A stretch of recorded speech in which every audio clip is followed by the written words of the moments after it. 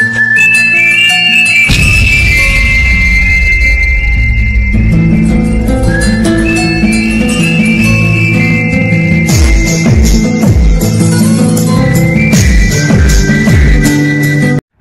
guys, this is Solomon from I Love Travel. Welcome to another brand new video. চলে আসলাম আজারবাইজানের itinerary video নিয়ে। আশা করি আপনারা আমার আজারবাইজানের ভিডিওগুলো মিস করেন নাই, আর যদি মিস করে থাকেন সো ডেফিনেটলি আপনারা দেখে নেবেন। আমি ছিলাম 4 দিন আজারবাইজানের রাজধানী বাকুতে। আজারবাইজান পশ্চিম এশিয়া এবং পূর্ব ইউরোপের মধ্যবর্তী একটি দেশ, যার কারণে আজারবাইজানকে ইউরো এশিয়াও বলা হয়। আজারবাইজানকে ল্যান্ড অফ ফায়ারও বলা হয়। তাদের মডার্ন আর্কিটেকচারের জন্য তারা বিশ্বের কাছে অনেক খ্যাতি অর্জন করেছে। আজারবাইজানের রাজধানী হচ্ছে বাকু। বাকু শহরটা পুরোটাই হচ্ছে কাস্পিয়ান সি জুড়ে বিস্তৃত। 8টা দেশের সাথে বর্ডার শেয়ার করে Iran, Turkey, Armenia and Russia. আজারবাইজানের কারেন্সি হচ্ছে মান্নাত। ল্যাঙ্গুয়েজ আজারবাইজানি, পাশাপাশি রাশিয়ান, টার্কি, ফার্সি ভাষার প্রচলন রয়ে গেছে, কারণ আজারবাইজান ছিল সোভিয়েত ইউনিয়নের আন্ডারে। 1991 সালে সোভিয়েত ইউনিয়ন ভেঙে যাওয়ার পরে আজারবাইজানের স্বাধীনতা লাভ করেছে। আজারবাইজান কিন্তু আসলে একটা মুসলিম কান্ট্রি। মোট পপুলেশনের 97% হচ্ছে মুসলিম, আর টোটাল পপুলেশন হচ্ছে প্রায় 2 কোটির উপরে। মুসলিম কান্ট্রি হলেও তাদের ট্রেডিশন, কালচার সব হচ্ছে ওয়েস্টার্ন স্টাইলের, কারণ সোভিয়েত ইউনিয়নের আন্ডারে যতগুলো মুসলিম কান্ট্রি ছিল সবার একই অবস্থা। এখন আসি, আপনি আজারবাইজান ট্যুরিস্ট ভিসায় যেতে চাইলে আপনার কোন কোন পেপারস গুলো থাকতে হবে। প্রথমে হচ্ছে পাসপোর্ট, যেটা ছাড়া আপনি কোনোভাবে ট্রাভেল করতে পারবেন না। Then visa, return air ticket up and down দুটোই লাগবে। Hotel booking, travel insurance. পাসপোর্টে আপনার মিনিমাম মেয়াদ থাকতে হবে 6 মাস। 6 মাসের নিচে হলে আপনাকে হয়তো ট্রাভেল করতে নাও দিতে পারে। তারপরে হচ্ছে ভিসা। ইউই রেসিডেন্ট যারা আছে, যেমন আমি ইউইতে আমার রেসিডেন্স ভিসা। ইউই থেকে যদি আমি আজারবাইজান যাই, আমার কোনো ভিসার প্রয়োজন হবে না। প্রথমত আমার ভিসা হচ্ছে অন অ্যারাইভাল, সেটার জন্য আমাকে পে করতে হবে $30, এবং কি সেটা আমাকে ক্যাশ রাখতে হবে। আর যদি আমি ডেবিট কার্ড অথবা ক্রেডিট কার্ড দিয়ে পে করতে চাই, সেটাও পারবো।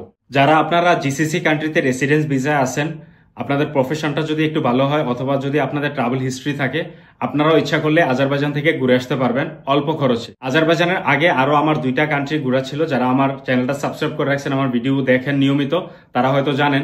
এর আগে আমি গিয়েছিলাম হচ্ছে কাজাকস্তান, তারও আগে আমি গিয়েছিলাম হচ্ছে জর্জিয়া। সো আজারবাইজান ছিল আমার 3rd কান্ট্রি, বাট আজারবাইজানের ইমিগ্রেশন একেবারে স্মুথলি আমি ক্রস করতে পেরেছি। শুধু জাস্ট ইমারেট সাইডে দেখছে, হয়তোবা তারা আমার পাসপোর্টের মধ্যে আমার বাকি 2টা দেশের স্টাম্পও দেখেছে। তো যার কারণে আর নর্মালি আমাকে আর অন্য কোনো পেপার কথা জিজ্ঞেসও করে নাই, বাট আমি সবগুলো পেপারস আমার সাথে রেখেছিলাম। বাংলাদেশ থেকে যদি কেউ আজারবাইজান যাওয়ার চেষ্টা করেন, তো বাংলাদেশে তো আজারবাইজানের এম্বাসি নাই। সেই ক্ষেত্রে আপনারা যদি কোনো ট্রাভেল এজেন্সির মাধ্যমে ভিসা অ্যারেঞ্জ করতে পারেন তাহলে তো ভালো, আর না হলে অন্য কোনো দেশে গিয়ে আপনারা আজারবাইজানের এম্বাসি ফেস করতে হবে, তারপরে ভিসার জন্য অ্যাপ্লাই করতে হবে। এটা ছাড়া আর কোনো উপায় নেই। এবার আসি এয়ার টিকেটটা হতে হবে রিটার্ন, মানে আসা যাওয়া দুটো, না হলে আপনি ঢুকতেই পারবেন না আজারবাইজানে। আজারবাইজানের জন্য সবচেয়ে সস্তা টিকিট হচ্ছে উইজ এয়ারের মতো সস্তা টিকিট কোথাও নাই। বাট আমি গিয়েছিলাম হচ্ছে এয়ার আরেবিয়াতে। আমি ওইখানে একটা প্যাকেজ নিয়েছিলাম, এয়ার টিকিট এবং কি হোটেল দুটোই, কারণ আমার হাতে টাইম খুব কম ছিল। সাডেনলি আমি একটা ডিসিশন নিয়েছিলাম। এই প্যাকেজের মধ্যে আমি আবার অ্যাড করেছিলাম ট্রাভেল ইন্স্যুরেন্সটা সহ। সো টোটাল কস্ট পড়েছে আমার 2100 সামথিং। এখন আসে হোটেল বুকিং এর কনফার্মেশন লেটার আপনাদের লাগবেই, ইমিগ্রেশন আপনার কাছে চাইতেও পারে। সো সেই ক্ষেত্রে আপনারা যে হোটেল বুকিং করবেন, হোটেলটা বুকিং করবেন হচ্ছে নিজাম স্ট্রিট অথবা ওল্ড সিটির আশেপাশে। তাহলে আপনার যে কোনো জায়গায় যেতে আপনার জন্য ইজি হবে। আপনারা হোটেল বুকিং করতে পারবেন booking.com অথবা এয়ারবিএনবি এর মাধ্যমে। ট্রাভেল ইন্স্যুরেন্স আপনার কাছে চাইতেও পারে, নাও চাইতে পারে। যদি ইমিগ্রেশন চায়, যদি না দেখাতে পারেন, এটার জন্য হয়তোবা প্রবলেম করতে পারে। সো এটা আমার মনে হয় আপনারা করে নিয়ে গেলে বেটার। এটার জন্য খরচ হবে 3 থেকে 4 দিনের বা 5 দিনের 47 দিরহাম। এবার আসি কারেন্সিতে। আপনি ওই দেশের মুদ্রা মানে মান্নাত, কত মান্নাত নিয়ে যাবেন। আমি 4 দিনের জন্য নিয়ে গেছিলাম 500 মান্নাত, বাট এটা আমার জন্য এনাফ হয় নাই। সো আমি ডলার নিয়ে গেছিলাম, বাট ডলার আমি এক্সচেঞ্জ করাই নাই। আমি অনলাইন পে করে দিয়েছি, ক্রেডিট কার্ড বা ডেবিট কার্ড পেমেন্ট। সো ওই আমার টোটাল খরচ হয়েছে 700 মান্নাত। আমার ওই টাকাটা কোথায় খরচ হয়েছে আমি আপনাদেরকে একটু বলি। আমার খরচ হয়েছে বিভিন্ন জায়গায় গেছি, ওইখানে এন্ট্রি ফি, তারপরে হচ্ছে আমার ট্যাক্সি ভাড়া, খাবার, ওইসব জায়গা, আমার কিছু শপিং, এগুলাতে আমার খরচ হয়েছে টোটাল 700 মান্নাত। যেমন day tour, evening tour, hotel, এগুলা সব আমি পে করে গিয়েছিলাম। আপনি যদি পারেন তাহলে মান্নাত নিয়ে যাবেন, না হলে আপনি ডলার নিয়ে যাবেন। ওই দেশে এয়ারপোর্টে পৌঁছার পর ইমিগ্রেশন ক্রস করে আপনি যখন লাগেজ রিসিভ করবেন, তারপরে আপনি ওইখানে এক্সচেঞ্জ পাবেন, সিম কার্ডের দোকান পাবেন। তো এক্সচেঞ্জ আপনি ওইখান থেকে করে নিতে পারেন। সেটা আপনার আপনার উপর। যদি আপনার কাছে আবার হ্যাঁ আরেকটা জিনিস এখানে আমি আপনাদেরকে আগে বলে রাখি, ওইখানে এয়ারপোর্টে কিন্তু স্ক্যাম হয়। আপনি অনলাইনে যখন বুকিং করবেন, বুকিং করার পরে যখন ট্যাক্সি, হ্যাঁ আপনি ট্যাক্সিটা বুকিং করবেন কি দিয়ে, বোল্ট অথবা ইয়ানগো, এই দুইটা অ্যাপস আছে যেগুলো হচ্ছে আপনার ট্যাক্সির অ্যাপস। এগুলা বুকিং করার ক্ষেত্রে আপনি যখন এয়ারপোর্টে স্ক্যামটা হয়, অন্য কোথাও না। যখন আপনি ট্যাক্সি বুকিং করবেন, তারা আপনাকে এটা অনলাইনে শো করবে যে 7 মানাত অথবা 8 মানাত বা 10-12 মানাত ম্যাক্সিমাম। কিন্তু আপনি যখন ট্যাক্সিতে বসে পড়বেন, তখন আপনাকে অর্ধেক রুট নিয়ে গিয়ে বা ওইখানে আপনি যে অন দ্য স্পটে যেখানে আপনি পৌঁছার কথা, ওইখানে পৌঁছার পরে তারপরে তারা ড্রামা শুরু করে অথবা মাঝ রাস্তায়ও করে। আপনি আগে বলে নেবেন যে যে অ্যামাউন্টটা আসছে, হ্যাঁ শো করতেছে, ওই অ্যামাউন্টটা কিন্তু আমি দেব, ঠিক আছে? এটা ক্লিয়ার করে তারপরে বসবেন। আর না হয় ওইখানে লাল ট্যাক্সি একটা পাওয়া যায়, যেটা হচ্ছে বাকু ট্যাক্সি। ওইগুলাতে যদি আপনি কথা বলে যান, তাইলে আপনাকে একটু কস্টলি পড়বে, 40 মান্নাতের মতো বা 35 মানাত এরকম পড়ে যাবে। বলতেছিলাম, আপনি যদি ইউইতে থাকেন, তাহলে আপনি আলানসারি থেকে আপনি মান্নাত কালেক্ট করে নিয়ে যেতে পারেন। আর না হয় আপনি ওই দেশের এয়ারপোর্টে গিয়েও, আজারবাইজান এয়ারপোর্টে গিয়েও কালেক্ট করতে পারবেন, অথবা আপনি সিটিতে গিয়ে, বাকু সিটিতে বা যে সিটিতে যাবেন ওই সিটিতে ওইখানে এক্সচেঞ্জ আছে, ওইখান থেকে আপনি করতে পারবেন। ওইখান থেকে করলে আপনি একটু রেটটা ভালো পাবেন। এবার আসি সিম কার্ড। আপনি সিম কার্ড কোথা থেকে কালেক্ট করবেন?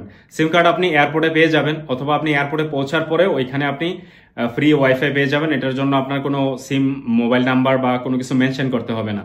সো ওইখানে যে স্টল আছে সিম কার্ডের, ওইখান থেকে আপনি সিম কার্ড কালেক্ট করলেও পারেন। অথবা যদি আপনি মনে করেন যে শহর থেকে করবেন, তবে শহরের সবগুলো দোকান সবসময় খোলা থাকে না, সন্ধ্যার পরে মনে হয় বন্ধ হয়ে যায়। কিছু কিছু খোলা থাকে, তবে ওই জায়গাগুলোতে একটু এক্সপেন্সিভ পড়বে। সো আমি মনে করি যে আপনি এয়ারপোর্ট থেকে কিনে নিয়ে গেলে বেটার। ওইখানে বাস এবং কি মেট্রোর আছে, বাট যে রেল লাইন, বাট আমি ওইগুলো ব্যবহার করি নাই। আমার যেহেতু 4 দিনের জন্য আমি গিয়েছিলাম, বাট চতুর্থ দিন বৃষ্টির কারণে আমি কোথাও ঘুরতে যেতে পারি নাই। বের হয়েছিলাম, বাট গিয়ে দেখি যে মোটামুটি সব প্লেসই বন্ধ। সো যার কারণে 4th ডেটা আমার জন্য একেবারে ইয়ে ছিল, কারণ 4th ডে আবার আমার ফ্লাইট ছিল হচ্ছে 5টায়। সো আমি 12টার দিকে আমার রুম থেকে বের হয়ে গিয়েছিলাম। চতুর্থ দিনটা আমার একেবারে বাজে ছিল, আমি কোনো জায়গায় ঘুরতে যেতে পারি না। এখন আসি 4 দিনের যে আইটিনারি, ওই 4 দিন আপনি কোন কোন জায়গাগুলোতে ঘুরবেন। ডে 1 আপনারা শুরু করতে পারেন ওল্ড সিটি থেকে। ওইখানে ইচিরি শহর, ময়দান টাওয়ার, দুইটা একই প্লেসে। ওইখানে আপনারা এক্সপ্লোর করার পরে তারপর আপনারা যেতে পারেন দিনিজ মল, যেটা হচ্ছে একেবারে সমুদ্রের পাশে, কাস্পিয়ান সির একেবারে ক্লোজ। এটার শেপ হচ্ছে লোটাস ফ্লাওয়ারের শেপ। তারপরে আপনারা যেতে পারেন এটার পাশে আছে কার্পেট মিউজিয়াম। এই কার্পেট মিউজিয়াম এক্সপ্লোর করার পরে আপনারা যেতে পারেন মিনি ভেনিস। একেবারে এটার সামনে, কার্পেট মিউজিয়ামের সামনে হচ্ছে মিনি ভেনিস। তারপরে আপনারা যেতে পারেন ফ্ল্যাগ স্কোয়ার।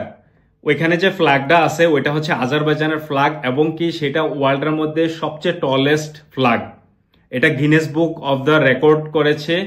এটার উচ্চতা হচ্ছে 191 মিটার। তারপরে আপনারা যাবেন হচ্ছে ক্রিস্টাল প্লাজা। তবে ক্রিস্টাল প্লাজা যদি আপনার যখন সন্ধ্যা হয়ে যায়, সন্ধ্যা নেমে আসবে, তখন গেলে ওইখানে ক্রিস্টাল প্লাজার চতুর্পাশে যে লাইটিং হয়, লাইটের যে কালারফুল লাইট হোক, ওইটা আপনারা সুন্দরভাবে উপভোগ করে আসতে পারবেন। ওইটা শেষ করে তারপরে আপনারা আসবেন হাইল্যান্ড পার্কে।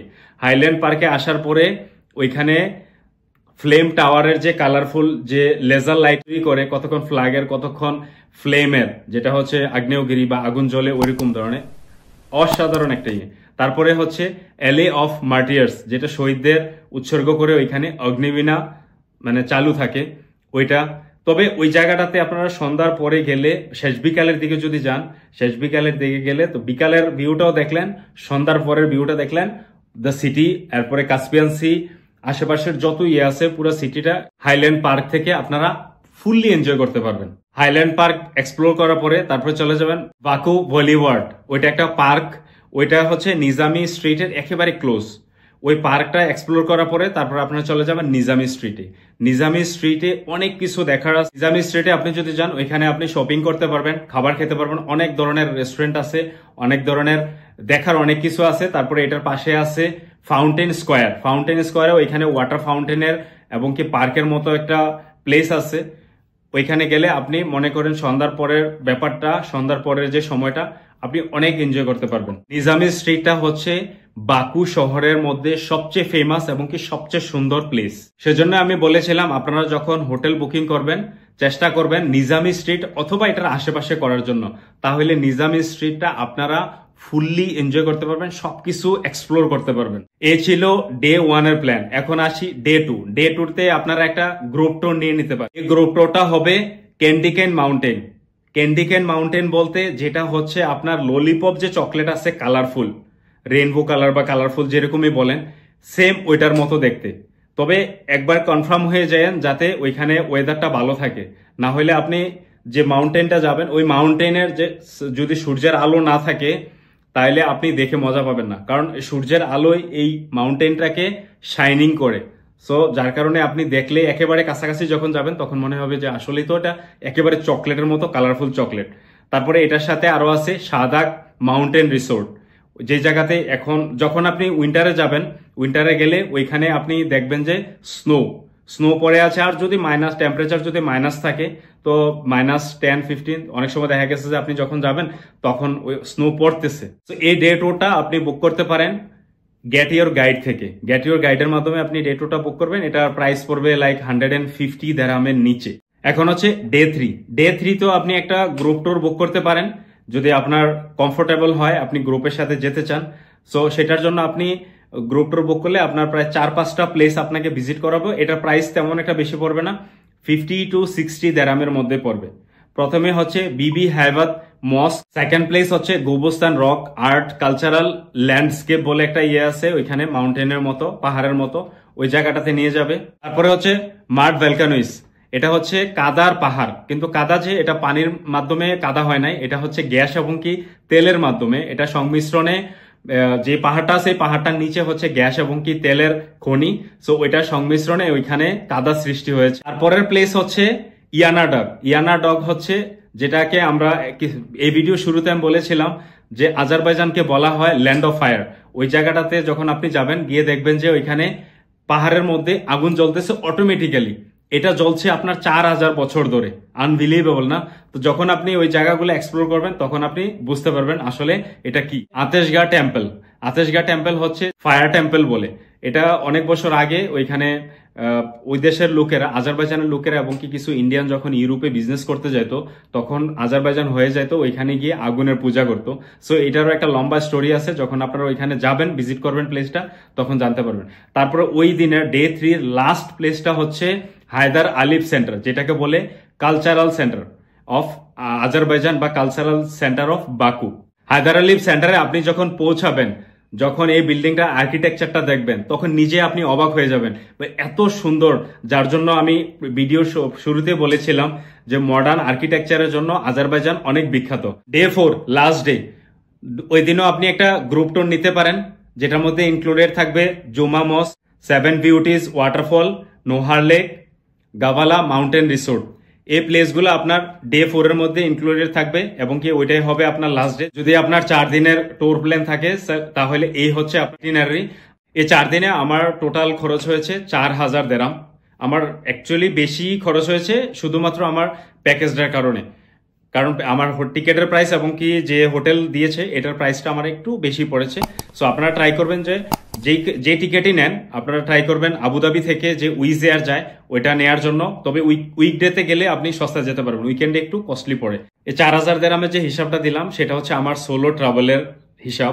আপনারা যখন ফ্যামিলি বা ফ্রেন্ড সার্কেল নিয়ে যাবেন আপনাদের হোটেলে হয়তো তেমন একটা ইয়ে হবে না, যদি 1জন 2জন বা 3জন এরকম থাকেন তাহলে সেম হালকা কিছু টাকা বেশি লাগবে, তত একটা বেশি লাগবে না আপনাদের হোটেলের ক্ষেত্রে। আর ট্যাক্সিতে তো একজন যদি সবাই একই জায়গায় যান একই সাথে যান তাহলে তো আপনাদের সেম অ্যামাউন্টের মধ্যে হয়ে যাবে, কারণ একজন উঠলে যা ভাড়া 2জন 3জন উঠলে সেম ভাড়াই হবে।